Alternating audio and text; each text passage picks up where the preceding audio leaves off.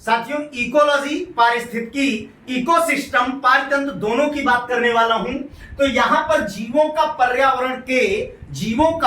पर्यावरण के साथ संबंधों का अध्ययन अगर देखें तो क्या कहलाता है, इकोलॉजी या पारिस्थितिकी कहलाता है। जबकि जैविक व अजैविक घटक क्या करते हैं, मिलकर एक साथ अन्योन्य क्रिया करते हैं। किसमें, किसी पारिस्थितिकी में या इकोलॉजी में।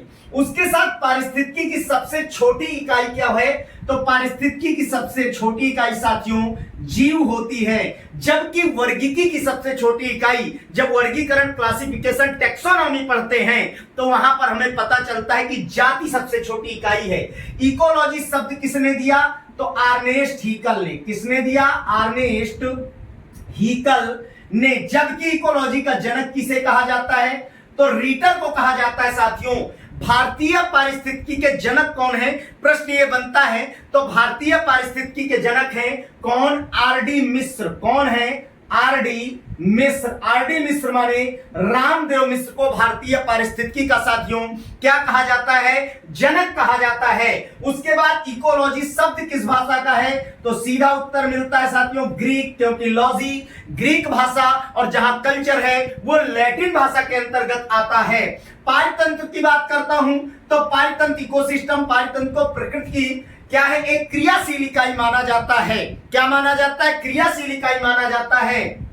उसके अतिरिक्त जैविक व अजैविक घटकों के मध्य होने वाली पारस्परिक क्रियाओं को ही तो हम क्या कह देते हैं, मीन्स पारितंत्र कह देते हैं। पारितंत्र में जैविक और अजैविक घटक दोनों मिल करके क्या करते हैं, पारस्परिक क्रिया करते हैं। और उसके अतिरिक्त इकोसिस्टम शब्द की बात आई कि इकोसिस्टम शब्द किसने दिया, तो एजी टेंसले ने। किसने दिया, एजी टेंसले। किसने दिया, एजी टेंसले ने दिया था। कब दिया था एजी टेंसले ने, तो 1935 में। कब दिया साथियों, 1935 में दिया था। इकोसिस्टम का पिता किसे माना जाता है साथियों, ओडम को। यहां मैं लिख देता हूं ओडम को। और ओडम ने परिभाषित किया जब पारितंत्र को, तो कहा प्रकृति की संरचनात्मक व क्रियात्मक इकाई ही पारितंत्र कहलाती है या इकोसिस्टम कहलाती है। और संरचना कैसे बनती है, तो जीव, जीव के बाद समष्टि, समष्टि के बाद समुदाय, समुदाय के बाद पारितंत्र, पारितंत्र के बाद जीवोम, और जीवोम के बाद जैव मंडल। और इसकी विशेषता है आकार बढ़ेगा तो जटिलता बढ़ेगी, आकार घटेगा तो साथियों जटिलता घटेगी। यानी जीव, जीव के बाद समष्टि, समष्टि के बाद समुदाय, और समुदाय के बाद पारितंत्र, पारितंत्र के बाद जीवोम।